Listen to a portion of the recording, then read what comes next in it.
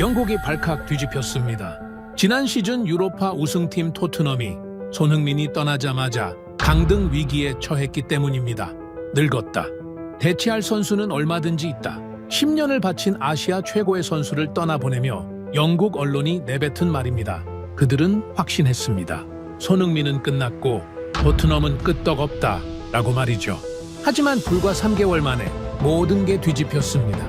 늙었다던 손흥민은 메시를 압도하며 새로운 전성기를 맞이했고 토트넘은 유니폼 매출 90% 급감, 주가 20% 폭락이라는 처절한 대가를 치르기 시작했습니다. 도대체 무슨 일이 있었던 걸까요? 전 세계 스포츠 스타의 기준을 바꾼 손흥민의 영향력, 지금 시작합니다. 리처드, 이거 일면 깜이야. 아시아 축구 거품의 실체를 당신이 까발려주게. 편집국장 톰 브래드쇼가 제 책상 앞에 턱하니 서서 말했습니다.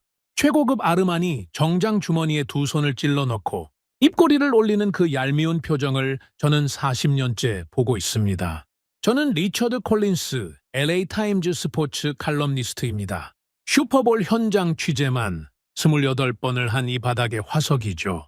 양복 안주머니에는 선수들의 키와 몸무게, 벤치프레스 기록이 빼곡한 너덜너덜한 가죽 수첩이 들어있습니다. 40년간 이 수첩의 숫자가 틀린 적은 단 한 번도 없었어요. 그런 저한테 톰이 미끼를 던진 겁니다. 손흥민이라는 한국 선수가 MLS에 입단하자마자 유니폼 판매량이 메시를 넘겼다는 소식에 미국 보수 독자들이 발끈하고 있었거든요. 톰은 그 분노를 클릭수로 바꾸고 싶었던 거죠. 솔직히 말하면 저도 기분이 나쁘긴 했습니다. 170cm대의 아시아 선수가 미국 스포츠의 심장부에서 메시를 밀어낸다?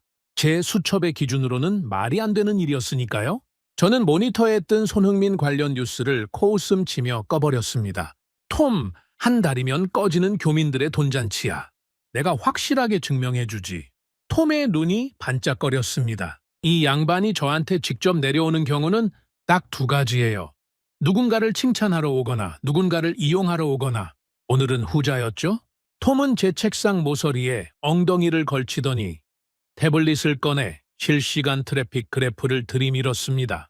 지금 손흥민 관련 기사 클릭률이 NFL 결승전의 3배야. 우리 백인 독자층은 이게 조작이라는 걸 증명해줄 권위 있는 목소리를 원한다고. 40년짜리 권위 자네밖에 없어. 저는 톰의 아첨 섞인 어조가 불쾌했지만 부정할 수 없는 게 하나 있었습니다. 저 역시 이 사태가 불쾌했다는 거예요. 책상 서랍을 열고 낡은 가죽 수첩을 꺼냈습니다. 표지가 달아서 색깔도 분간이 안 되는 40년 된 제 분신이에요. 첫 장을 펼치자 20대 시절 제가 적어둔 조 몬테나의 신체 데이터가 눈에 들어왔습니다. 188cm, 93kg, 스텝 반응 속도 0.3초. 그 옆에는 매직 존슨, 2분 6cm, 마이크 타이슨, 주먹둘레 33cm. 미국 스포츠를 지배한 전설들의 공통점은 명확했어요. 압도적인 덩치, 폭발적인 근력. 이게 승자의 조건이었습니다. 예외는 없었죠. 저는 수첩을 톡톡 두드리며 속으로 되뇌었어요. 170cm대, 체중 78kg의 아시아 선수가 이 계보에 끼어든다고? 웃기지도 않는 소리였습니다. 키보드 앞에 앉았습니다. 손가락이 저절로 움직이기 시작했어요. LA 교민들의 돈잔치로 부풀려진 아시아 축구 거품은 한 달 안에 꺼질 것이다. 첫 문장을 치는데 기분이 묘하게 상쾌했습니다. 40년 경력이 보장하는 확신이랄까요? 저는 이어서 두 번째 문장을 두드렸습니다. 미국 스포츠의 역사는 단 한 번도 체격의 열쇠를 정신력 따위로 극복한 전례를 허락하지 않았다. 톰이 제 어깨 너머로 화면을 들여다보더니 만족스럽게 고개를 끄덕였어요. 바로 그거야, 리처드. 그 특유의 독설, 보수 독자들이 환장할 거야. 톰은 그 말을 남기고 편집국장실로 돌아갔습니다. 혼자 남은 사무실에서 세 번째, 네 번째 문장을 이어갔습니다. 쓰면 쓸수록 자신감이 붙었어요. 제가 40년간 쌓아온 논리는 완벽했으니까요. 미국 프로 스포츠에서 체격 열쇠를 극복하고 살아남은 아시아 선수가 있었습니까? 야구의 이치로가 그나마 근접했지만 이치로조차 190cm대 슬러거들 사이에서 홈런 왕은 아니었습니다. 저는 그 전례를 들어가며 손흥민의 열풍이 일시적인 마케팅 현상에 불과하다는 농어를 촘촘하게 쌓아 올렸어요. 그때 편집국 유리문이 벌컥 열렸습니다. 할아버지, 14살짜리 손자러가 배낭을 질질 끌며 뛰어 들어온 겁니다. 학교가 끝나면 가끔 편집국에 놀러오는 녀석이에요. 러는 제 책상 앞에 와서 숨을 헐떡이며 휴대폰 화면을 제 코앞에 들이밀었습니다. 할아버지, 이번 주 토요일 LAFC 개막전 티켓이요.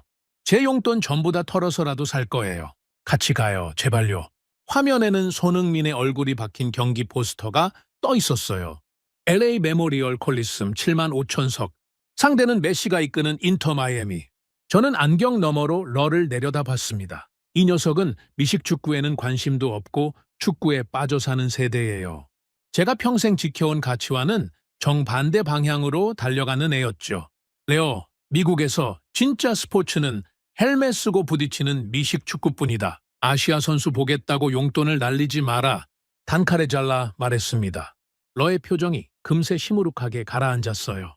하지만 녀석은 물러서지 않았습니다. 할아버지는 맨날 현장이 진실이라고 했잖아요? 그러면서 왜 이건 안 보러 가는 건데요? 14살짜리의 반문에 저는 할 말이 궁해졌습니다. 아이 말이 틀린 건 아니었거든요. 40년간 저의 신조는 현장에 답이 있다였으니까요. 하지만 인정할 수는 없었습니다. 저는 러의 머리를 가볍게 쓰다듬으며 돌려보냈어요. 다음에 NFL 경기 때 같이 가자. 그게 진짜 볼만한 구경이다. 러는 고개를 푹 숙이고 편집국 문을 나갔습니다. 녀석의 뒷모습을 보면서도 마음이 흔들리진 않았어요. 저는 다시 모니터를 향해 고개를 돌리고 5번째 문장을 이어쳤습니다. 그런데 30분도 안 돼서 전화가 울렸습니다. 톰이었어요. 리처드, 생각을 바꿨어.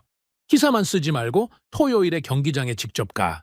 현장에서 텅텅 빈 관중석을 사진으로 찍어오면 기사에 붙여서 데스크 메인 한 면에 걸어줄게. 한 면이라는 단어에 심장이 뛰었습니다. LA 타임즈 토요 석간 한 면이면 전국 200만 부가 나가는 자리예요. 40년 경력의 마지막을 장식할 만한 무대였죠. 톰은 제 침묵을 읽었는지 한마디를 더 얹었습니다. 교민들이 만들어낸 가짜 열기를 현장에서 직접 까발리는 거야. 리처드 콜린스의 눈으로, 리처드 콜린스의 펜으로. 이보다 완벽한 기사가 어디 있겠어. 전화를 끊고 저는 창밖을 내다봤습니다. LA 하늘은 언제나처럼 뻔뻔하게 맑았어요. 저는 낡은 수첩을 양복 안주머니에 다시 집어넣으며 자리에서 일어났습니다. 좋다, 가주지. 현장에서 이 거품의 실체를 두 눈으로 확인하고 그걸 40년 경력의 독설로 갈기갈기 찢어주마. 러에게 전화를 걸었습니다. 토요일 경기 같이 가자. 단 할아버지는 취재하러 가는 거다. 착각하지 마라. 수화기 너머로 러가 환호성을 지르는 소리가 들렸어요. 저는 전화를 끊고 다시 모니터 앞에 앉았습니다. 커서가 깜빡이는 화면 위에는 아시아 축구 거품의 종말이라는 제목이 선명하게 빛나고 있었어요. 40년의 확신이 저를 경기장으로 밀어내고 있었습니다. 사라 체니 제 사무실 문을 노크도 없이 벌컥 열고 들어온 건 그 다음날 아침이었습니다. ESPN과 LA 타임즈를 겸직하는 수석 데이터 분석가 32살짜리 젊은 여자예요. 숫자 앞에서는 상사고 선배고 봐주는 법이 없는 차가운 성격이죠. 사라는 제 책상 위에 태블릿을 탁 내려놓으며 입을 열었습니다. 선배님, 이거 MLS 굿즈 판매량 예비 보고서인데요. 제 눈을 의심해서 3번이나 다시 돌렸습니다. 사라가 3번이나 검증을 돌렸다는 건 처음 듣는 말이었어요. 이 여자는 자기 숫자에 대한 자부심이 하늘을 찌르는 사람이거든요. 태블릿 화면을 들여다봤습니다. 손흥민 유니폼 판매량 그래프가 떠 있었어요. 입단 첫 주 수치인데 그래프의 막대가 화면 밖으로 삐져나갈 기세였습니다. 메시의 막대와 호날두의 막대가 그 아래에서 초라하게 쪼그라들어 있었어요. 저는 눈을 비볐습니다. 안경을 벗고 렌즈를 닦은 뒤 다시 들여다봤어요. 숫자는 변하지 않았습니다. 입단 첫 주 유니폼 판매량 MLS 역대 1위. 메시의 데뷔 주간 기록을 30% 넘게 앞지른 수치였어요. 심장이 덜컥 내려앉았습니다. 하지만 저는 40년짜리 기자입니다. 숫자 하나에 흔들릴 사람이 아니에요. 저는 태블릿을 책상 위로 밀어내며 자리에서 벌떡 일어났습니다. 손바닥으로 책상을 내리쳤어요. 사라, 이건 뻔한 거야. 한국 대기업들이 LA 지사 직원들한테 강제로 사게 만든 조작이라고. 삼성이 얼마나 큰 회사인지 알지? 현대는? 이 정도 물량쯤이야 직원 복지비로 처리하면 끝이야. 제 목소리가 편집국 전체에 울릴 만큼 컸다는 걸 나중에야 알았습니다. 사라는 미간을 찌푸리며 저를 올려다봤어요. 선배님, 구매자 데이터를 보시면 그런 말이 안 나올 텐데요. 하지만 저는 그 말을 무시했습니다. 보고 싶지 않았어요. 정확히 말하면 볼 필요가 없다고 판단한 겁니다. 40년의 경험이 이미 답을 내렸으니까요. 그때 옆자리에서 야구 담당 동료 로버트가 커피 잔을 들고 끼어들었습니다.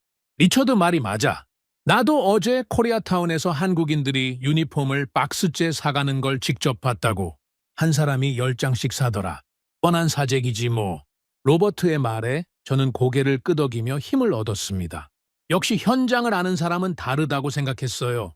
사라는 한숨을 내쉬더니 태블릿을 집어들고 사무실을 나갔습니다.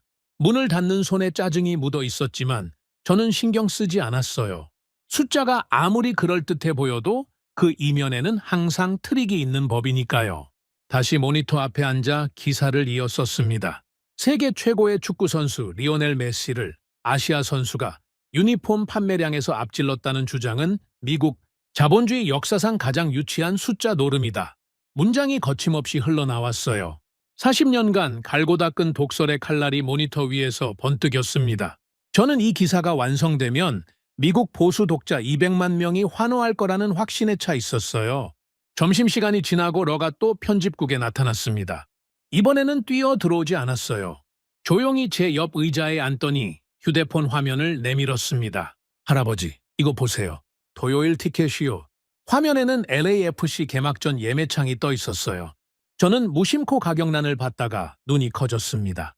300달러짜리 좌석이 1,500달러로 뛰어 있었어요. 5배입니다. 프리미엄석은 아예 매진이었고 일반석마저 자녀가 한 자릿수였어요. 이게 뭐냐, 이 가격이. 저도 모르게 중얼거렸습니다. 런은 화면을 스크롤하며 말했어요. 3일 전까지만 해도 300달러였는데 오늘 아침에 보니까 이렇게 됐어요. 제 용돈으로는 한 장밖에 못 사요. 할아버지 것까지 2장 사려면 아빠한테 빌려야 하는데 그래도 갈 거예요. 14살짜리가 용돈을 전부 쏟아부어서라도 가겠다는 눈빛이었습니다. 저는 그 절박함이 불편했어요. 아시아 선수 하나 때문에 미국 아이가 이렇게까지 매달리는 꼴이라니.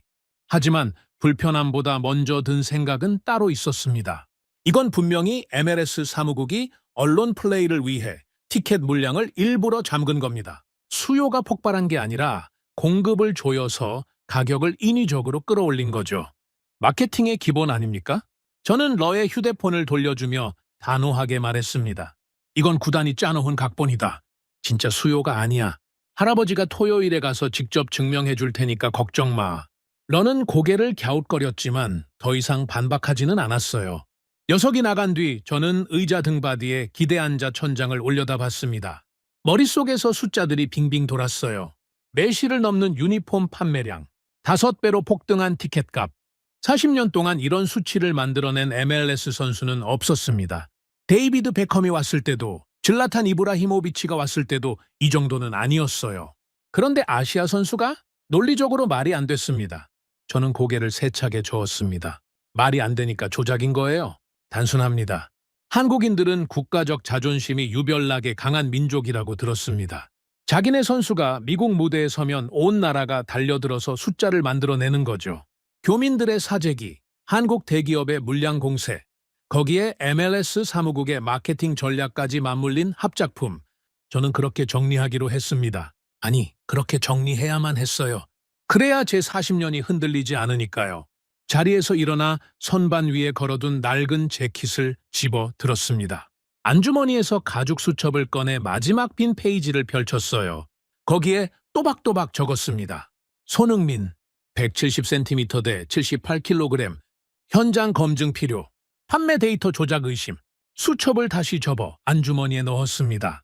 40년간 이 수첩에 적힌 판단이 틀린 적은 없었어요. 이번에도 마찬가지일 거라고 믿었습니다. 취재 가방에서 카메라를 꺼내 배터리를 확인했습니다. 메모리 카드 용량도 넉넉했어요. 토요일 LA 메모리얼 콜리슴에서 텅텅 빈 관중석을 이 카메라에 담아올 겁니다. 티켓값이 5배로 뛰었다고? 좋습니다. 그만큼 빈자리가 더 선명하게 찍히겠죠. 교민들이 가격에 질려 빠져나간 텅 빈 스탠드 사진 한 장이면 제 기사는 완벽해집니다. 저는 카메라를 가방에 넣고 지퍼를 올리며 중얼거렸어요. 직접 가서 보여주마. 숫자의 장난이 현장에서는 안 통한다는 걸. 그게 제 마지막 허세였습니다. 토요일 오후 LA 메모리얼 콜리슴으로 향하는 도로부터 심상치 않았습니다. 고속도로 출구가 2개 전부터 막혀 있었어요. 저는 6000cc짜리 포드 F150 픽업 트럭의 핸들을 움켜쥔 채 꼼짝도 못하고 있었습니다. 조수석에서 러가 창밖을 내다보며 연신 감탄사를 뱉었어요. 할아버지, 저 차량 행렬 좀 보세요. 슈퍼볼 때도 이 정도는 아니었잖아요? 저는 대꾸하지 않았습니다. 대꾸할 수가 없었어요. 러의 말이 맞았거든요. 제가 28번이나 취재한 슈퍼볼에서도 경기장 2km 전부터 도로가 마비된 적은 손에 꼽았습니다.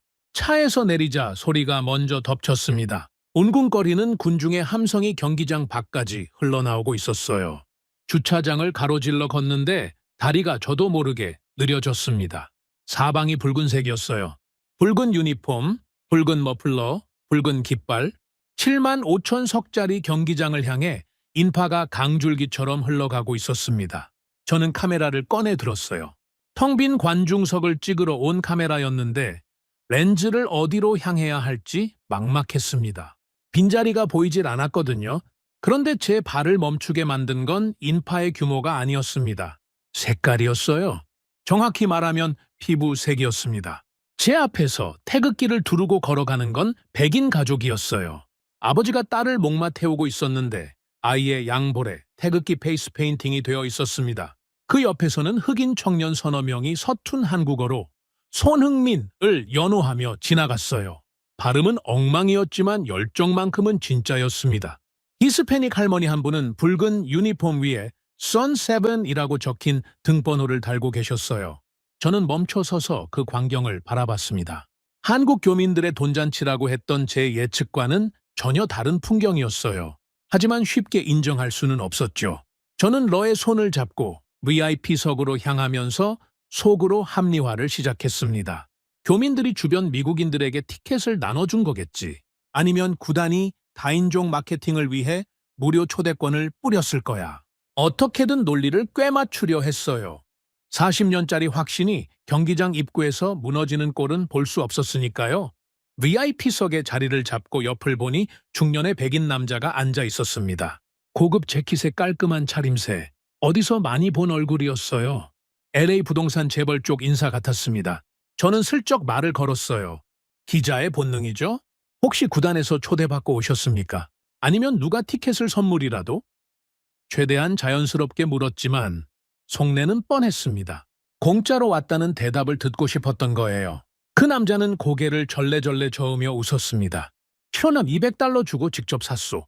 손흥민이라는 선수, 당신은 유튜브에서 그 사람 영상 안 봤어? 저도 일어나서 뛰고 이겨도 고개를 숙이더라고.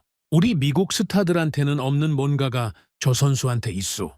저는 아무 말도 하지 못했습니다. 처음 $200를 자기 돈으로 내고 아시아 선수를 보러 온 백인 부호라니 제 시나리오에는 없는 인물이었어요. 킥오프 호각이 울렸습니다.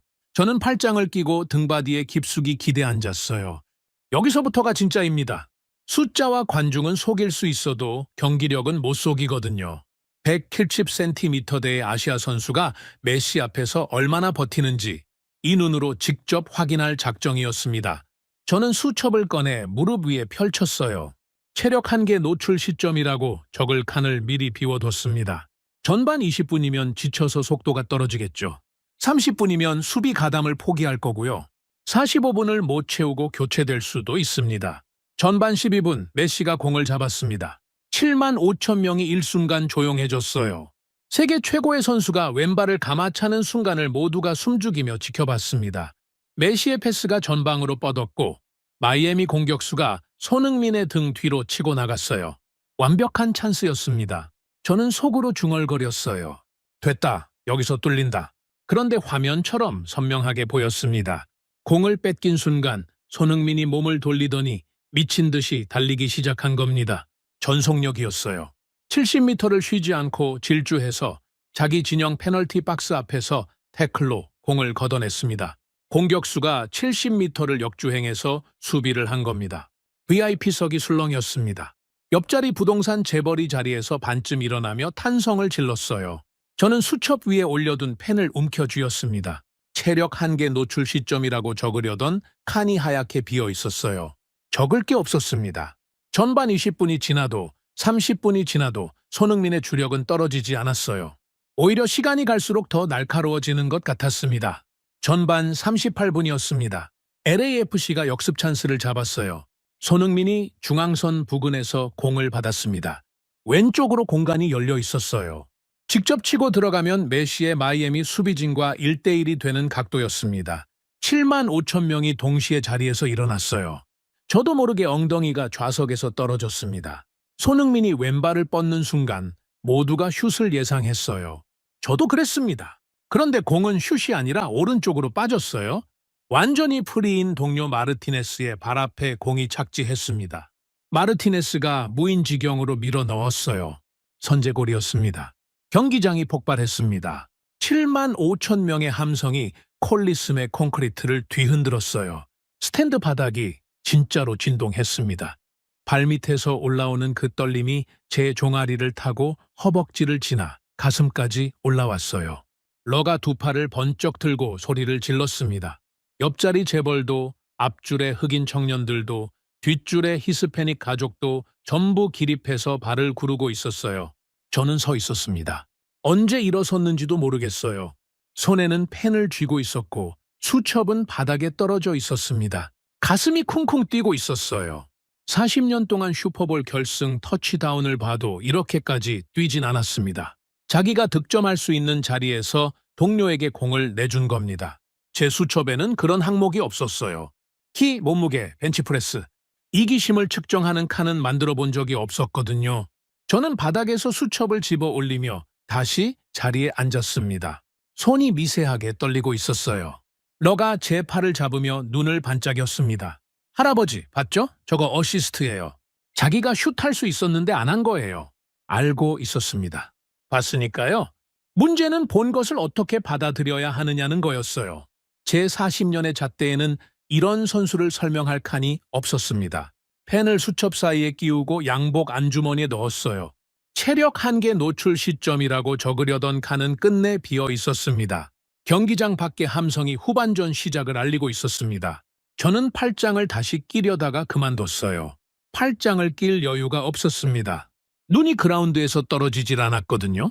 후반전이 시작되자마자 저는 전화기를 꺼냈습니다. 사라 첸에게 전화를 걸었어요. 신호가 2번 울리기도 전에 사라가 받았습니다. 저는 경기장의 함성을 뚫고 소리쳤어요. 사라, 지금 당장 오늘 경기 관중 데이터를 뽑아. 인종 비율, 티켓 구매 경로 전부 다. 특히 아시안 비율을 먼저 확인해. 사라가 잠깐 침묵하더니 차가운 목소리로 대답했습니다. 선배님, 그 데이터 저도 궁금해서 이미 돌려놨어요. 결과가 좀 이상하긴 한데 보시겠습니까? 이상하다는 말에 귀가 쫑긋 섰어요. 이상하다는 건 제 예상과 다르다는 뜻이니까요. 저는 당장 보내라고 말하고 전화를 끊었습니다. 30초도 안 돼서 태블릿에 알림이 떴어요. 사라가 보낸 관중 분석 리포트였습니다. 첫 페이지를 열자 원형 그래프가 눈에 들어왔어요. 아시안 비율이라고 적힌 칸의 숫자가 적혀 있었습니다. 18%. 저는 그 숫자를 3번이나 다시 읽었어요. 7만 5천 명 중 아시안이 18%밖에 안 된다고요? 그러면 나머지 82%는 대체 뭡니까? 페이지를 내리자 사라가 빨간 글씨로 강조해둔 항목이 보였습니다. 오늘 티켓 구매자의 40%가 축구 경기를 처음 관람하는 신규 팬. 이중 아시아는 전체의 3%에 불과. 눈앞이 흐릿해졌어요. 40%가 축구장에 난생 처음 온 미국인들이라는 겁니다. 교민 사재기로는 설명이 안 되는 숫자였어요. 러가 제 태블릿을 옆에서 힐끗 들여다봤습니다. 할아버지, 이 숫자가 뭐예요? 저는 태블릿을 황급히 뒤집어 엎으며 대답했어요. 아무것도 아니다. 아무것도 아닌 게 아니었습니다. 제 폭로 기사의 핵심 농어가 산산이 부서지고 있었어요. LA 교민들의 돈잔치라고 썼는데 관중의 82%가 교민이 아니라면 그 문장은 거짓말이 됩니다. 40년 경력의 기자가 거짓말을 한 면에 실을 수는 없었어요. 하지만 포기할 수는 없었습니다. 아직 카드가 하나 남아 있었거든요. 그라운드에서 터지는 함성을 등 뒤로 하고 저는 다시 태블릿을 뒤집었습니다. MLS 공식 사이트에 접속해 손흥민의 시즌 스탯을 검색했어요. 화면에 숫자가 뜨는 순간 숨이 턱 막혔습니다. 13경기 12골 4도움, 68 9분당 1공격 포인트, MLS 역대급이라는 태그가 붙어 있었어요. 입단 석 달 만에 찍은 기록이었습니다. 저는 그 숫자를 노려보며 이를 악물었어요.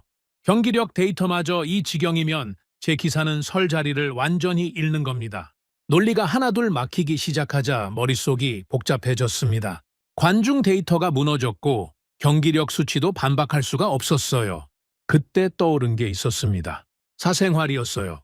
미국 스타들의 아킬레스건은 언제나 그라운드 밖에 있었거든요. 파티, 음주운전, 여자 문제, 사치. 주급 5억 원짜리 슈퍼스타라면 반드시 터지는 민낯이 있는 법입니다. 저는 그걸 파헤치기로 했어요. 경기장의 숫자에서 졌으니 경기장 밖의 인간에서 이기면 되는 거였습니다. LAFC 구단 주차 및 보안 총괄 책임자 데이비드에게 전화를 걸었습니다. 전직 경찰 출신의 덩치 큰 흑인이에요. 구단 내부 사정에 밝고 선수들의 동선을 훤히 꿰고 있는 인물이죠. 저와는 오래전부터 정보를 주고받는 사이였습니다. 전화를 받은 데이비드에게 단도직입으로 말했어요. 데이비드, 손흥민이 몰고 다니는 차 리스트를 보내줘. 주급 5억짜리면 최소 페라리 2세대는 굴리겠지. 한정판 람보르기니도 있을 거고. 사치 목록을 확인해야 해. 데이비드가 전화기 너머로 묘한 웃음을 흘렸습니다. 리처드, 자네가 그걸 원한다면 보내주지. 근데 미리 말해둘 게 있어. 기대했던 그림은 안 나올 거야. 무슨 뜻인지 몰랐습니다. 그냥 허세라고 생각하고 전화를 끊었어요. 5분 뒤 데이비드가 영상 파일 하나를 보내왔습니다. 구단 주차장 CCTV 녹화분이었어요. 재생 버튼을 누르자 이른 아침에 주차장이 화면에 떴습니다. 선수용 입구로 차 한 대가 들어오고 있었어요. 저는 화면을 확대했습니다. 페라리의 유선형 보닛을 기대했어요. 아니면 람보르기니의 납작한 전면부라도. 그런데 화면에 잡힌 건 묵직하고 단정한 SUV였습니다. 각진 그릴에 날렵한 헤드라이트, 절제된 디자인. 차체 뒤에 선명하게 새겨진 엠블럼이 보였어요. 제네시스, 한국산 자동차였습니다. 운전석 문이 열리고 손흥민이 직접 내렸어요. 매니저도 없이 혼자였습니다. 한 손에 운동 가방을 들고 다른 손으로 차 문을 잠그는 모습이 영상에 찍혀 있었어요. 주급 5억 원을 받는 선수의 출근길이 이것이라고요? 저는 영상을 되감아 다시 봤습니다. 3번을 돌려봤어요. 페라리는 없었고 람보르기니도 없었습니다. 묵직한 한국산 SUV 한 대가 전부였어요. 데이비드에게 다시 전화를 걸었습니다. 이거 출퇴근용이고 따로 슈퍼카 컬렉션이 있는 거 아닌가? 집 차고에 뭐가 있는지 확인해줘. 데이비드가 콧바람을 불었어요. 리처드, 나도 처음엔 그렇게 생각했어. 그래서 구단 보안팀 루트로 확인까지 해봤다고. 저 차가 전부야. 제네시스 GB80 쿠페. 딱 한 대. 저는 말문이 막혔습니다. 주급 5억이면 연봉이 260억 원입니다. 세계에서 가장 비싼 차를 10대씩 사도 남는 돈이에요. 그런 선수가 한국산 SUV 한 대로 출퇴근을 한다고요? 왜 하필 저 차냐? 이유가 뭐야? 제 목소리가 갈라졌습니다. 데이비드는 잠시 뜸을 들이더니 묵직한 목소리로 입을 열었어요. 리처드, 타이거 우즈 사고 기억하지? 2021년 LA에서 차가 절벽 아래로 굴렀어. 차체가 완전히 찌그러졌는데 운전석 공간만 멀쩡하게 살아남았어. 그게 제네시스 GB80이야. 그 차가 우즈의 목숨을 구한 거지. 저는 그 사고를 기억하고 있었습니다. 당시 LA 전역이 발칵 뒤집혔었으니까요. 데이비드가 말을 이었습니다. 손흥민은 자기 몸이 자본이라는 걸 뼛속까지 알고 있는 선수야. 화려한 차를 타고 파티를 즐기는 게 아니라 가장 안전한 차로 자기 몸을 지켜서 팬들에게 최고의 경기를 돌려주는 거지. 저건 겸손이 아니야. 프로의 선택이야. 전화기를 내린 손에 힘이 빠져 있었어요. VIP석 좌석 등받이에 머리를 기댔습니다. 경기장에서는 후반전 함성이 쉴 새 없이 터져 나오고 있었지만 제 귀에는 데이비드의 마지막 말만 맴돌았습니다. 프로의 선택. 40년간 미국 스포츠를 지배했던 공식이 있었어요. 큰 계약, 큰 차, 큰 파티. 돈은 쓰라고 있는 거고 사치는 성공의 증거라는 공식이었죠. 제 수첩에도 그 공식에 맞는 선수들만 빼곡히 적혀 있었습니다. 그런데 이 한국 선수는 그 공식의 정반대편에 서 있었어요. 260억을 벌면서 자기 목숨을 구해줄 차 한 대를 고르는 사람, 자기가 아니라 팬을 위해 몸을 보존하는 사람. 러가 제 팔을 흔들었습니다. 할아버지, 손흥민이 또 슛 쐈어요. 골대 맞았어. 저는 고개를 들어 그라운드를 봤어요. 손흥민이 아쉬운 듯 양손으로 머리를 감싸 쥐고 있었습니다. 그 뒤로 7만 5천 명의 탄식이 한꺼번에 쏟아져 나왔어요. 저는 수첩을 꺼내려다가 멈췄습니다. 더 이상 뭘 적어야 할지 모르겠었거든요. 체력 한계 없었습니다. 사치와 거만 정반대였어요. 조작과 거품, 관중의 82%가 비아시안 미국인이었습니다. 제 취재 가방 안에는 텅 빈 관중석을 찍으러 가져온 카메라가 들어있었어요. 렌즈캡도 벗기지 못한 채였습니다. 빈자리를 찍겠다고 큰소리치던 저는 7만 5천 개의 꽉 찬 좌석 한가운데 앉아서 카메라 가방의 지퍼만 만지작거리고 있었습니다. 그라운드 위에서는 한국 선수가 또다시 전속력으로 달리고 있었어요. 지칠 줄을 모르는 저 다리는 대체 무엇으로 움직이는 걸까? 제 수첩에는 그걸 설명할 칸이 없었습니다. 경기가 끝났습니다. 3대0 LAFC의 완승이었어요. 메시가 고개를 떨군 차에 터널로 사라지는 뒷모습이 전광판에 잡혔습니다. 세계 최고라 불리는 사내의 쓸쓸한 퇴장이었죠. 저는 그제야 몸에 힘이 풀리며 좌석 등받이에 기대 앉았어요. 솔직히 말하면 탈진 상태에 가까웠습니다. 90분 동안 제 머릿속에서는 40년짜리 논리와 눈앞의 현실이 쉴 새 없이 충돌했거든요. 이제 끝이라고 생각했습니다. 선수들이 퇴장하면 저도 일어나서 주차장으로 향하면 되는 거였어요. 취재 가방에 지퍼를 올리며 중얼거렸습니다. 거봐, 이제 비싼 파티하러 도망가겠지.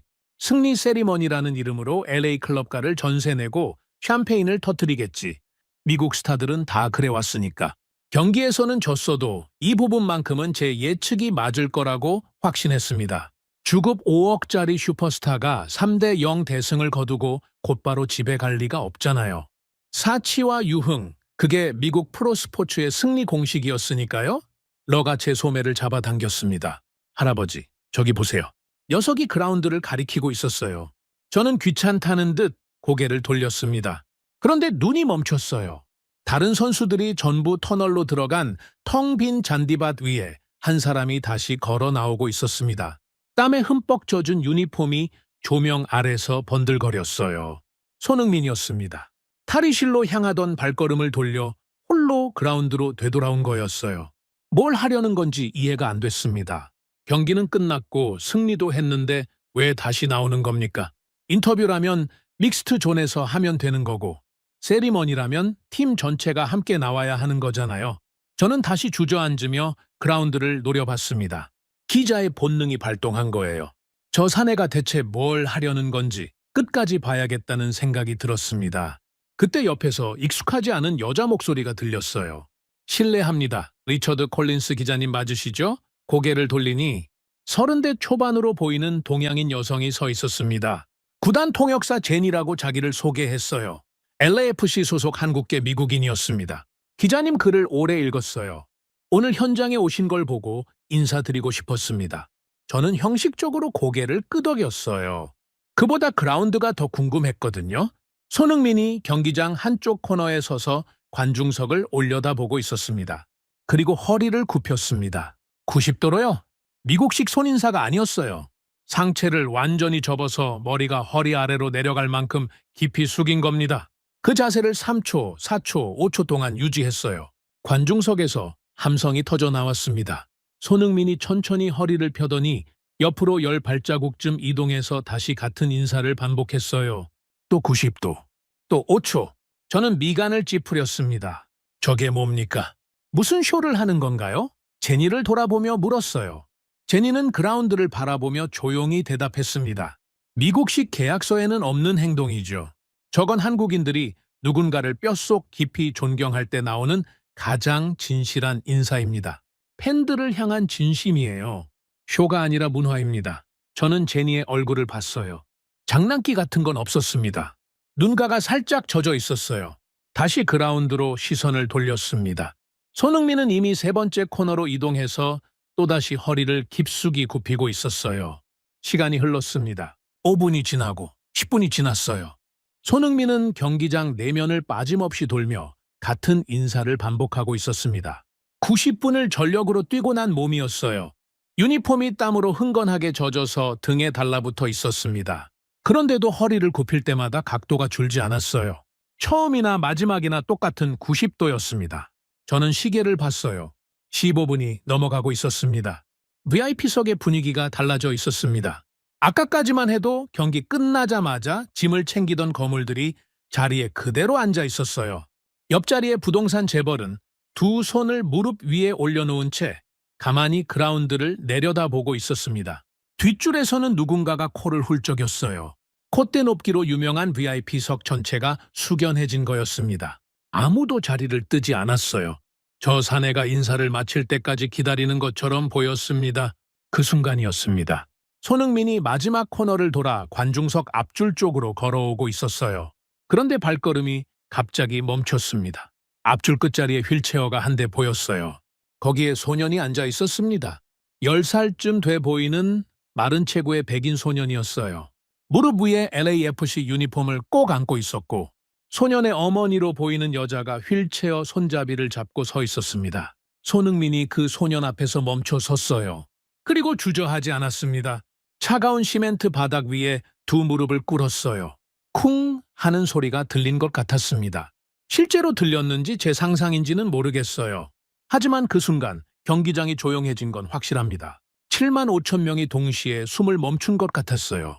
손흥민이 무릎을 꿇자 소년과 눈높이가 같아졌습니다. 땀 범벅인 얼굴로 환하게 웃으며 소년에게 손을 내밀었어요. 소년이 떨리는 손으로 그 손을 잡았습니다. 두 사람의 손이 맞잡힌 채로 몇 초가 흘렀어요. 소년의 어머니가 입을 틀어막고 울기 시작했습니다. 소년의 볼에도 눈물이 흘러내렸어요. 손흥민은 다른 손으로 소년의 머리를 쓰다듬으며 무언가를 말하고 있었습니다. 소리는 들리지 않았어요. 하지만 그 입 모양과 표정만으로도 무슨 말인지 짐작할 수 있었습니다. 제 손에서 볼펜이 떨어졌습니다. 딸깍 하는 소리가 발밑에서 났어요. 줍지 않았습니다. 주울 수가 없었어요. 눈을 뗄 수가 없었거든요. 경기장 전체를 가득 메운 7만 5천 명의 시선이 전부 그 한 점에 모여 있었습니다. 가장 높은 곳에 선 사내가 가장 낮은 곳의 소년을 위해 무릎을 꿇고 있었어요. 콘크리트 바닥 위에 두 무릎을 대고 땀으로 범벅이 된 채로 환하게 웃고 있었습니다. 관중석 여기저기서 훌쩍이는 소리가 들리기 시작했어요. VIP석도 예외가 아니었습니다. 옆자리 재벌이 선글라스를 벗어 주머니에 넣었는데 눈가가 붉었어요. 뒷줄에서는 중년 여성이 소리내어 울고 있었습니다. 저는 가슴이 뜨거워지는 걸 느꼈어요. 분노도 아니고 당혹감도 아닌 이름을 붙일 수 없는 감정이 흉골 안쪽에서 팽창하고 있었습니다. 러가 제 팔을 잡았습니다. 녀석의 눈에도 눈물이 글썽이고 있었어요. 14살짜리 손자가 저를 올려다보며 말했습니다. 할아버지가 평생 찾던 진짜 스포츠맨이 바로 저기 있잖아요. 그 한마디가 40년짜리 벽의 마지막 벽돌을 빼내버렸습니다. 저는 아무 말도 할 수 없었어요. 고개를 돌렸습니다. 러에게 이 얼굴을 보여주고 싶지 않았거든요. 65 먹은 늙은 기자의 눈시울이 붉어지는 꼴을 손자한테 들키고 싶지 않았습니다. 손흥민이 천천히 일어났어요. 소년에게 자기 유니폼을 벗어 건네주고 마지막으로 한 번 더 깊이 허리를 숙였습니다. 관중석 전체가 기립했어요. 박수 소리가 터져 나왔습니다. 7만 5천 명의 박수가 콜리슴의 밤하늘을 뒤흔들었어요. 저도 서 있었습니다. 언제 일어났는지 모르겠어요. 박수를 치고 있었는지도 기억이 나지 않습니다. 다만 발밑에 볼펜이 굴러다니는 걸 내려다보며 생각했어요. 저 펜으로 뭘 써야 하는 건지 이제는 정말 모르겠다고. 제니가 옆에서 조용히 말했습니다. 오늘로 입단 후 13번째 경기인데 매 경기 빠짐없이 저렇게 합니다. 비가 와도 저도 다쳐도요. 한 번도 빠진 적이 없어요. 13번째라는 말에 등골이 서늘해졌습니다. 오늘만의 쇼가 아니었다는 뜻이잖아요. 13번, 매번 빠짐없이. 90분을 뛰고 나서 15분씩 허리를 꺾고 휠체어 펜 앞에서 무릎을 꿇는 걸 13번이나 반복했다고요. 저는 그 숫자 앞에서 완전히 항복했습니다. 제 수첩의 어떤 칸으로도 제 40년의 어떤 경험으로도 이 사내를 설명할 수 없었어요. 경기장을 나서는 길이었습니다. 러가 제 손을 잡고 주차장까지 함께 걸었어요. 녀석은 아무 말도 하지 않았습니다. 저도 침묵했어요. 포드 F150의 운전석에 올라탔습니다. 시동을 걸었는데 기어를 넣지 못했어요. 핸들을 쥔 두 손이 미세하게 떨리고 있었거든요. 백미러에 비친 제 얼굴이 보였습니다. 65살의 은발 노인이 눈가를 붉힌 채 멍하니 앉아 있었어요. 40년 동안 단 한 번도 흔들리지 않았던 사람이 한국의 34살짜리 축구선수 한 명 앞에서 이 꼴이 된 겁니다. 러가 조수석에서 안전벨트를 매며 조용히 물었습니다. 할아버지, 그 기사 어떻게 할 거예요? 저는 대답하지 못했어요. 핸들을 쥔 손에 천천히 힘을 주며 주차장을 빠져나왔습니다. LA 밤하늘의 별은 보이지 않았어요. 도시의 불빛이 너무 밝았거든요. 하지만 방금 전 경기장 안에서는 별을 봤습니다. 가장 높은 곳에서 빛나면서도 가장 낮은 곳을 향해 기꺼이 내려앉는 별을요. 새벽 2시였습니다. LA 타임즈 편집국에는 저 혼자뿐이었어요. 비상등의 푸르스름한 불빛이 빈 책상들 위로 길게 늘어져 있었습니다. 커피 머신이 가끔씩 꿀꺽거리는 소리만 어둠 속에서 울렸어요. 저는 제 자리에 앉아 모니터를 바라보고 있었습니다. 화면에는 며칠 밤을 세워가며 공들인 기사 초안이 떠 있었어요. 아시아 축구 거품의 종말, 교민 사재기가 만든 신기루의 실체, 40년 경력의 독설이 응축된 3,000자짜리 폭로 기사였습니다. 커서가 첫 문장 앞에서 깜빡이고 있었어요. 저는 그 깜빡임을 멍하니 들여다봤습니다. 한참을요. 모니터 속 글자들이 흐릿하게 번져 보였어요. 노안 때문이 아니었습니다. 글자들 사이사이로 경기장의 장면들이 겹쳐 보였거든요. 70m를 역주행하던 등판, 동료에게 공을 내주던 왼발, 시멘트 바닥에 두 무릎을 꿇던 순간, 그리고 러의 목소리가 귓전을 맴돌았어요. 할아버지가 평생 찾던 진짜 스포츠맨이 바로 저기 있잖아요. 심호흡을 했습니다. 길게, 천천히. 폐가 터질 것 같을 때까지 들이마시고 입술 사이로 가늘게 내뱉었어요. 그리고 오른손 검지를 키보드 위에 올렸습니다. 백스페이스 키였어요. 꼭 눌렀습니다. 화면 속 글자들이 오른쪽 끝에서부터 한 자씩 빨려 들어가기 시작했어요. 한 줄이 사라지고 두 줄이 사라지고 단락 하나가 통째로 삼켜졌습니다. 저는 손가락을 떼지 않았어요. 며칠 밤의 잠을, 40년의 확신을, 백인 보수 독자 200만 명의 기대를 한 글자씩 지워나갔습니다. 3천자가 전부 사라지는데 20초도 안 걸렸어요. 40년짜리 논리가 20초 만에 하얀 화면으로 바뀌었습니다. 저는 텅 빈 모니터를 바라보며 양손을 키보드 위에 올렸어요. 손가락이 떨리고 있었습니다. 새벽 2시에 편집국에서 65 먹은 늙은 기자의 10손가락이 사시나무처럼 떨리고 있었어요. 두려웠습니다. 지금부터 치려는 문장이 제 40년을 완전히 부정하는 내용이 될 거라는 걸 알고 있었으니까요. 첫 글자를 쳤습니다. 그 다음 글자, 그 다음 글자. 제목이 완성됐어요. 우리가 배워야 할 이름, 손흥민. 40년 늙은 기자의 부끄러운 고백. 제목을 타이핑하는 동안 심장이 귓구멍까지 올라와서 뛰는 것 같았습니다. 이 제목이 인쇄되는 순간 리처드 콜린스의 40년은 끝장입니다. 미국 보수 스포츠 언론의 상징이라 불리던 사내가 아시아 선수 앞에 백기를 든 거나 다름없으니까요. 하지만 멈출 수가 없었어요. 손가락이 저절로 움직였습니다. 나는 40년 동안 틀렸다. 첫 문장이 화면에 박혔어요. 선수의 위대함을 키와 몸무게로 재왔다. 벤치프레스 수치가 영혼의 크기를 증명한다고 믿었다. 그 오만한 잣대 위에 앉아 세상을 내려다봤다. 문장이 쏟아져 나왔습니다. 막힘이 없었어요.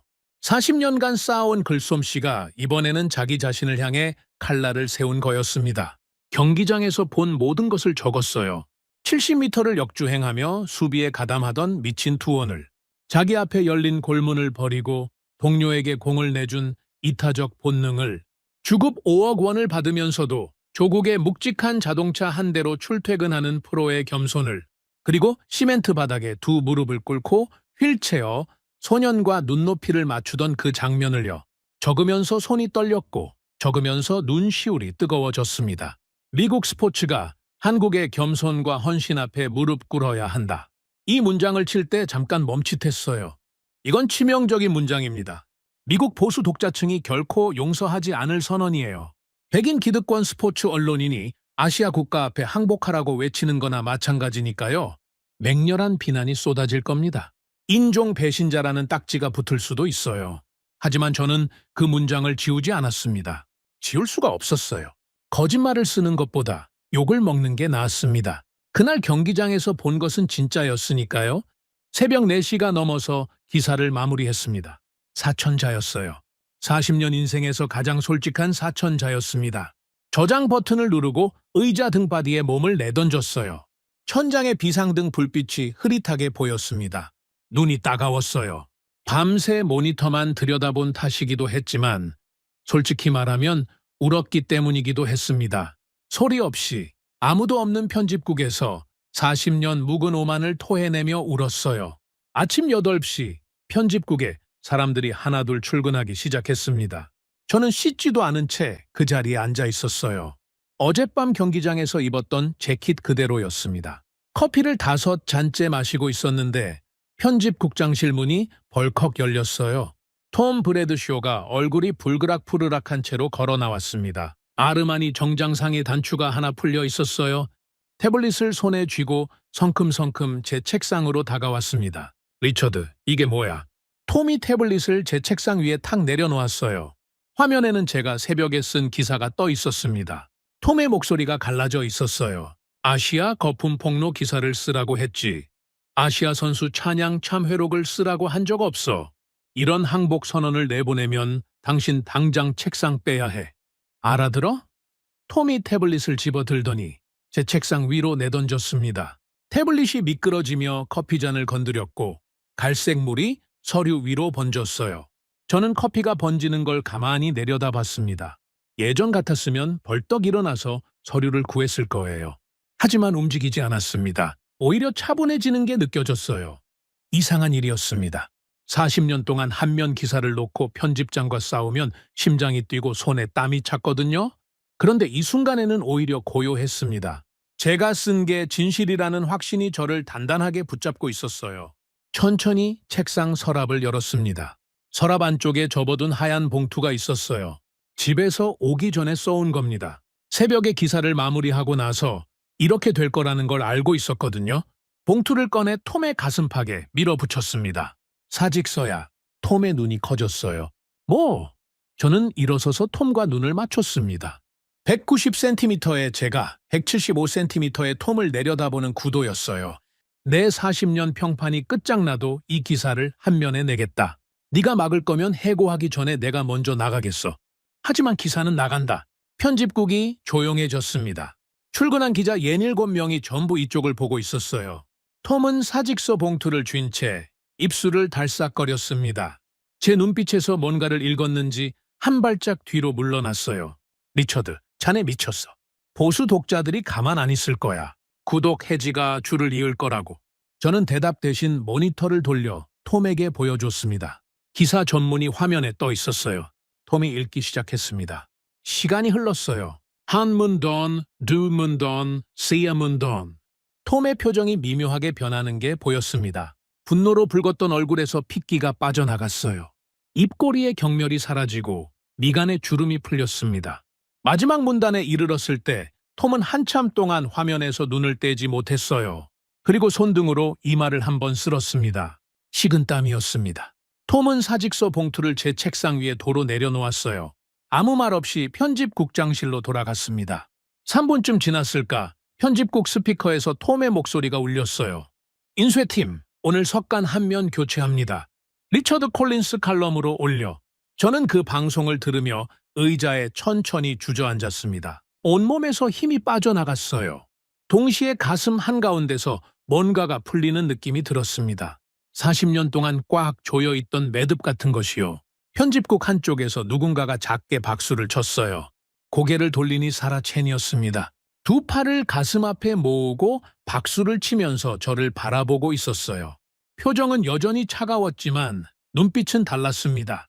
인정한다는 눈빛이었어요. 저는 사라에게 고개를 살짝 끄덕여 보이고 다시 모니터를 향해 돌아앉았습니다. 화면에는 한 면에 실릴 제 기사의 제목이 떠 있었어요. 우리가 배워야 할 이름, 손흥민. 40년 늙은 기자의 부끄러운 고백. 새벽 2시에 떨리는 손으로 타이핑한 그 제목이 이제 LA 전역 수백만 부의 신문 한 면을 장식하게 된 겁니다. 저는 양복 안주머니에서 낡은 가죽 수첩을 꺼냈어요. 펼치지 않았습니다. 그냥 손바닥 위에 올려놓고 무게를 느꼈어요. 40년의 무게. 가벼웠습니다. 그동안은 이렇게 가벼운 줄 몰랐어요. 윤정기가 돌아간 건 오전 10시였습니다. 석간신문이 LA 전역의 가판대에 깔리기 시작했어요. 저는 편집국 책상에 앉아 온라인 버전의 조회수 카운터를 들여다보고 있었습니다. 기사가 게시된 지 1시간 만에 조회수가 10만을 찍었어요. 2시간째 30만. 점심시간이 지나자 70만을 넘겼습니다. 오후 3시 100만이 뚫렸어요. 카운터 숫자가 올라가는 속도가 점점 빨라지더니 결국 서버가 버티질 못했습니다. 오후 4시 12분 LA타임즈 메인 서버가 다운됐어요. IT팀이 비상대기에 들어갔다는 사내 공지가 편집국 메신저에 떴습니다. 톰 브래드쇼가 편집국장실에서 뛰어나왔어요. 아침에 제 기사를 내던졌던 그 사내가 이번에는 태블릿을 두 손으로 꼭 움켜쥐고 달려온 겁니다. 리처드, 서버가 터졌어. 메인 서버가. 목소리가 떨리고 있었어요. 톰의 40년 편집국 인생에서도 칼럼 하나가 서버를 다운시킨 건 처음이었을 겁니다. 저도 처음이었어요. 슈퍼볼 결승 속보도 이 정도 트래픽은 만들어낸 적이 없었거든요. 댓글창이 폭발하고 있었습니다. 서버가 복구되자마자 밀려든 댓글들을 읽기 시작했어요. 첫 번째 댓글이 눈에 들어왔습니다. 시카고에서 NFL만 보던 40대 백인 남성이었어요. 나 역시 편견을 가졌음을 반성합니다. 축구를 무시했고 아시아 선수를 깔봤습니다. 리처드 콜린스가 40년의 자존심을 꺾는데 하루가 걸렸다면 나는 이 기사를 읽는데 5분이면 충분했습니다. 그 아래로 줄줄이 달린 댓글들의 내용이 비슷했어요. 텍사스의 전직 미식축구 코치가, 뉴욕의 스포츠 에이전트가, 마이애미의 야구 해설위원이 저마다의 편견을 고백하며 자성의 목소리를 쏟아냈습니다. 미국 스포츠계의 오만함을 일깨워준 명문이라는 찬사가 줄을 이었어요. 사라 첸이 태블릿을 들고 제 책상으로 왔습니다. 화면에는 SNS 확산 지도가 떠 있었어요. 미국 전역이 붉은 점으로 뒤덮여 있었습니다. LA에서 시작된 기사가 시카고, 뉴욕, 달라스, 시애틀까지 번지고 있었어요. 선배님, 현재 미국 내 스포츠 기사 공유 1위입니다. 이 속도면 내일 아침까지 300만을 넘길 겁니다. 사라의 목소리에는 아침까지 있던 차가움이 없었어요. 대신 뭔가 뜨거운 게 묻어 있었습니다. 그날 저녁부터 상황이 완전히 달라졌습니다. 월스트리트의 스포츠 산업 전문 애널리스트 존 스미스가 긴급 브리핑을 열었어요. 저는 사라가 보내준 실시간 중계 화면으로 그 브리핑을 지켜봤습니다. 존 스미스는 안경을 치켜 올리며 발표했어요. 손흥민 효과로 LAFC 구단 가치가 10억 달러를 돌파했습니다. MLS 역사상 가장 빠른 구단 가치 상승입니다. 10억 달러. 원화로 환산하면 1조 3천억 원이 넘는 금액이었어요. 한 명의 선수가 만들어낸 가치치고는 천문학적이었습니다. 기다렸다는 듯이 글로벌 대기업들이 움직이기 시작했어요. 나이키가 MLS와의 스폰서십 계약 규모를 2배로 올리겠다는 의향서를 보냈다는 소식이 터졌습니다. 뒤이어 코카콜라가 경기장 내 독점 음료 계약을 따내기 위해 줄을 섰어요. 아디다스, 비자, 애플까지. 손흥민의 이름 하나에 미국 자본주의의 큰손들이 앞다퉈 지갑을 여는 광경이 펼쳐졌습니다. 사라가 실시간으로 업데이트되는 스폰서십 총액을 보여줬는데 전년 대비 40% 이상 폭등한 수치였어요. 그런데 제 기사가 터뜨린 나비 효과 중 가장 예상 밖의 것은 따로 있었습니다. 제가 기사에서 묘사한 손흥민의 출퇴근 차량 제네시스 GV80이었어요. 기사에 한 단락에 적었거든요. 주급 5억 원의 슈퍼스타가 화려한 슈퍼카 대신 한국산 자동차로 자기 몸을 지킨다고. 타이거 우즈의 목숨을 구한 그 차를 골랐다고요? 이 단락이 미국 부호들 사이에서 입소문을 타기 시작한 겁니다. 사라가 오후에 가져온 데이터가 저를 또 한 번 놀라게 했어요. 선배님, 제네시스 미국 딜러십에 오늘 하루 동안 들어온 GB80 문의 전화가 전날 대비 300% 폭주했답니다. 300%라는 숫자에 저는 의자 등받이를 움켜쥐었습니다. 제 기사 한 편이 한국 자동차의 판매량을 뒤흔든 겁니까? 사라는 태블릿을 스크롤하며 덧붙였어요. 손흥민과 똑같은 모델, 똑같은 색상을 달라는 요청이 대부분이래요. 할리우드 쪽 매장은 대기 명단이 이미 2달치가 찼다고 합니다. 한국산 자동차가 미국 부호들 사이에서 안전과 품격의 상징이 된 거였어요. 사치가 아니라 진정성을 택한 선수의 선택이 미국의 소비 문화 자체를 뒤흔들어 놓은 겁니다.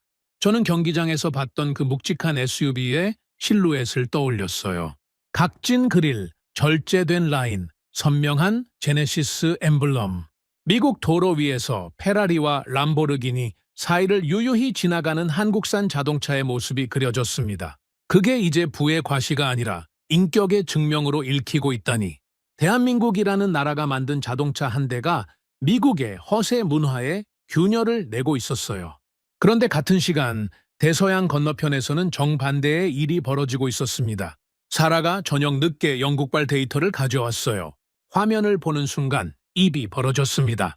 토트넘 호스퍼, 손흥민이 10년을 바친 그 구단의 소식이었어요. 기사 한 줄 한 줄이 처참했습니다. 웸블리 스타디움의 사진이 먼저 눈에 들어왔어요. 텅텅 비어 있었습니다.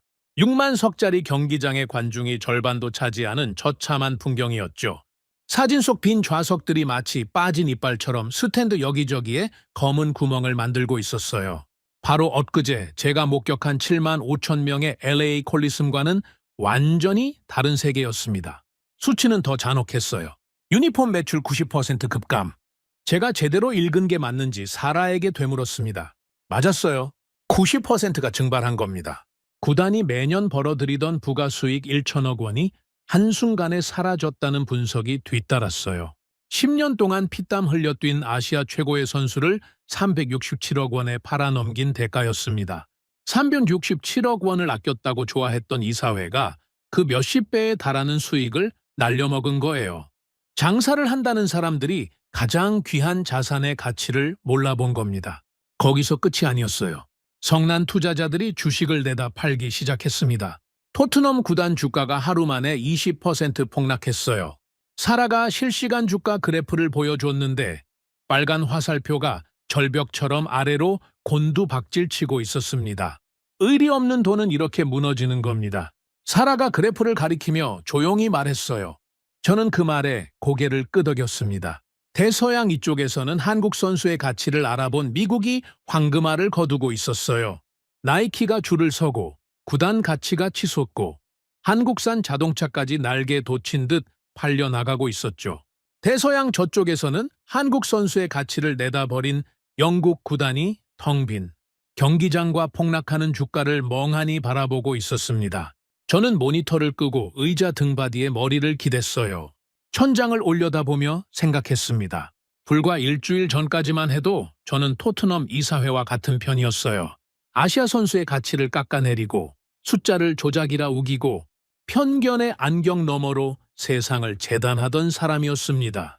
만약 경기장에 가지 않았다면, 만약 러가 제 소매를 잡아 끌지 않았다면 저도 지금쯤 토트넘 이사회처럼 자기가 뭘 잃었는지도 모른 채 오만의 잔해 위에 앉아 있었을 거예요. 밤 11시 편집국을 나서며 휴대폰을 확인했습니다. 기사 조회수가 200만을 넘어가고 있었어요. 댓글 수는 12,000개를 돌파했고 공유 횟수는 집계불능이라는 알림이 떠 있었습니다. 주차장으로 걸어가며 하늘을 올려다봤어요. LA 밤하늘은 여전히 별이 보이지 않았습니다. 하지만 상관없었어요. 별은 경기장 안에서 이미 봤으니까요. 가장 높은 곳에서 빛나면서도 가장 낮은 곳을 향해 무릎 꿇는 별을요. 포드 F150의 시동을 걸며 생각했습니다. 내일은 마지막 기사를 써야 한다고. 40년을 매듭짓는 기사를요. 폭풍 같은 며칠이었습니다. 기사가 나간 뒤로 전화가 쉴 새 없이 울렸어요. CNN, Fox, ESPN에서 인터뷰 요청이 들어왔고 뉴욕타임스에서는 공동 기획을 제안했습니다. 소셜미디어에서는 제 이름이 트렌딩 1위에 올랐다가 내려왔다가를 반복했어요. 찬사와 비난이 동시에 쏟아졌습니다. 미국 스포츠 저널리즘의 양심이라는 댓글 바로 아래에 백인의 수치, 인종 배신자라는 욕설이 달려 있었어요. 40년간 써온 기사 중 이렇게 뜨거운 반응은 처음이었습니다. 하지만 저는 그 어떤 전화도 받지 않았어요. 인터뷰도 기획회의도 전부 거절했습니다. 며칠 동안 집안에 틀어박혀 있었어요. 잠이 오지 않았습니다. 매일 밤 눈을 감으면 경기장의 장면들이 슬라이드처럼 넘어갔어요. 70m를 역주행하는 등판, 동료에게 내준 공, 묵직한 한국산 자동차의 엠블럼, 시멘트 바닥에 닿은 두 무릎, 그리고 휠체어 소년의 젖은 눈. 장면이 바뀔 때마다 가슴 한쪽이 뜨거워졌다가 쓰라렸다가를 반복했습니다.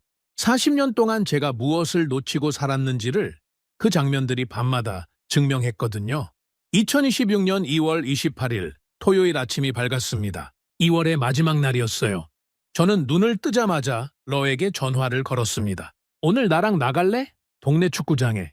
러는 의외라는 듯 잠깐 침묵하더니 10분 안에 준비할게요 라고 대답했어요. 저는 옷장에서 재킷을 꺼내 입었습니다. 양복 안주머니에 손을 넣자 너덜너덜한 가죽 수첩의 모서리가 손끝에 닿았어요. 꺼내지 않았습니다. 그냥 손끝으로 한번 쓸어보고 현관문을 나섰어요.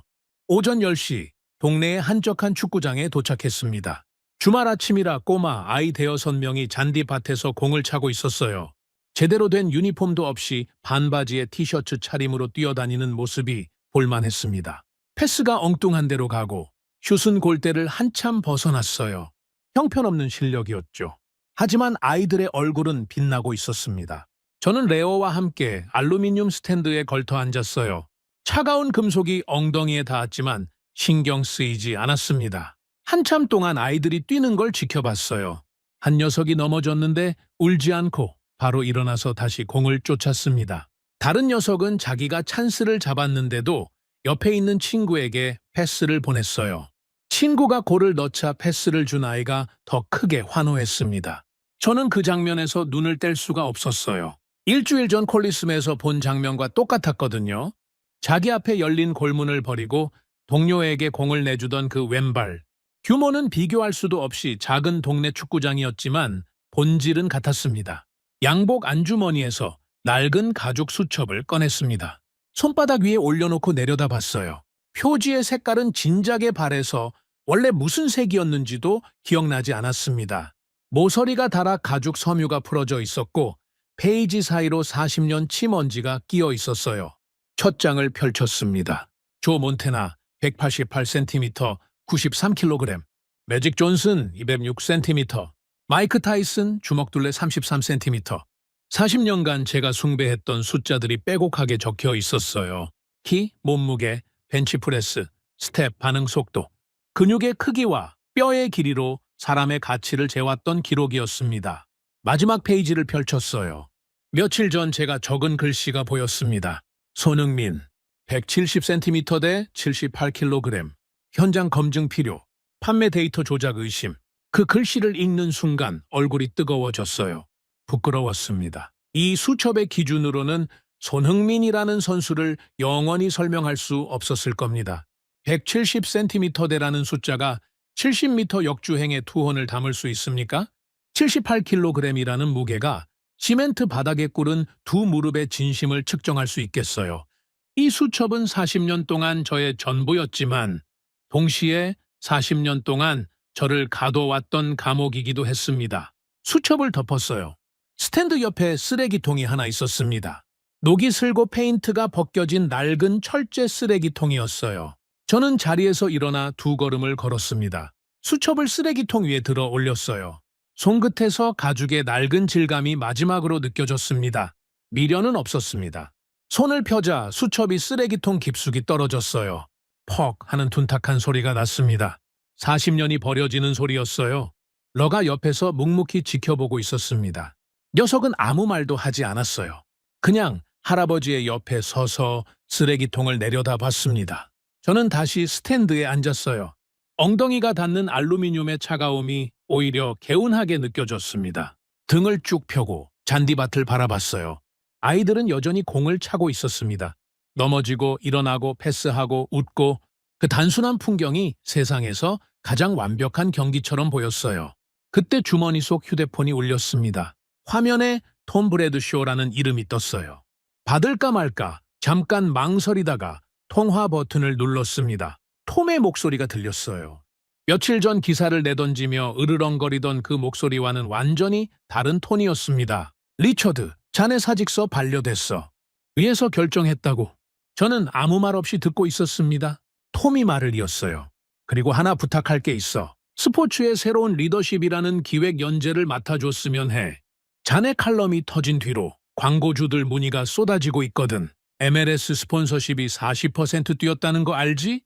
이 흐름을 자네가 이끌어 주어야 해. 저는 전화기를 귀에 대고 조용히 웃었습니다. 일주일 전까지 아시아 선수를 까발리라고 부추기던 사내가 이제는 그 선수의 가치를 연재해달라고 매달리는 겁니다. 자본은 언제나 진실 앞에서 무릎을 꿇게 되어 있었어요. 조금 늦을 뿐이지. 통화를 끊고 가방에서 새 노트를 꺼냈습니다. 어제 서점에서 산 깔끔한 노트였어요. 표지가 반질반질했습니다. 40년 묵은 가죽 수첩과는 완전히 다른 촉감이었어요. 첫 장을 펼쳤습니다. 하얀 페이지가 저를 올려다보고 있었어요. 저는 가방에서 펜을 꺼내 들었습니다. 경기장에서 떨어뜨렸던 그 펜이 아니었어요. 새로 산 펜이었습니다. 첫 줄에 또박또박 적었습니다. 존중과 헌신. 내 글자가 하얀 종이 위에 선명하게 새겨졌어요. 피지컬이 아니었습니다. 키도 아니고 몸무게도 아니고 벤치프레스 수치도 아니었어요. 제 새로운 잣대의 첫 번째 항목은 존중과 헌신이었습니다. 러가 제 노트를 들여다보며 물었어요. 할아버지, 그게 새로운 수첩이에요? 저는 고개를 끄덕였습니다. 그래, 새로운 기준이다. 러가 환하게 웃었어요. 14살짜리의 그 웃음이 일주일 전 경기장에서 휠체어, 소년에게 환하게 웃어 보이던 사내의 얼굴과 겹쳐 보였습니다. 잔디밭을 다시 바라봤어요. 아이 하나가 넘어진 친구에게 달려가 손을 내밀어 일으켜 세워주고 있었습니다. 저는 그 장면을 보며 생각했어요. 진정한 스포츠맨의 위대함은 근육의 크기가 아니라 타인을 향해 기꺼이 굽힐 줄 아는 무릎에 있다는 것을. 저는 2026년 2월 65이 되어서야 한국의 청년이 세운 이 거대한 잣대를 남은 삶의 기준으로 삼았습니다. 늦었지만 늦었기에 오히려 단단했습니다. 바람이 불어왔어요. 2월 마지막 날에 LA 바람은 차가웠지만 불쾌하지 않았습니다. 새 노트를 가방에 넣고 지퍼를 올렸어요. 러가 제 팔짱을 끼며 말했습니다. 할아버지, 다음 홈 경기 같이 가요. 저는 이번에는 거절하지 않았어요. 고개를 끄덕이며 자리에서 일어났습니다. 쓰레기통 옆을 지나며 안을 내려다보지 않았어요. 그 안에 있는 40년은 이미 제 것이 아니었으니까요. 주차장을 향해 걸으며 묵직한 한 발자국을 내디뎠습니다. 한국의 청년이 몰던 그 묵직한 자동차처럼 화려하지 않아도 단단한 걸음이었습니다. 오늘 이야기 어떠셨나요? 다음 영상에서 더욱 감동적인 우리 한민족의 이야기로 찾아뵙겠습니다. 여러분 시청해 주셔서 감사합니다. 좋은 하루 되십시오.